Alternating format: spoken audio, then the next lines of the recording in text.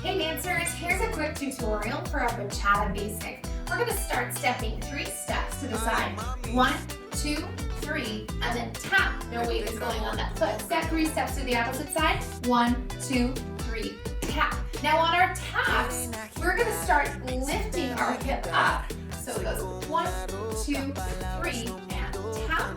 1, 2, 3, and tap. 1, 2, 3, and tap. 1, 2, 3, and tap. And don't forget, you can play with the directions of your Bachata Basics. You can keep it right in front and not move at all, going 1, 2, 3, tap. 1, 2, 3, tap. You can bring it to the side. 1, 2, 3, tap. Bring it forward. 2, 3, tap. Back. 2, 3, tap. Back to side, creating an L shape.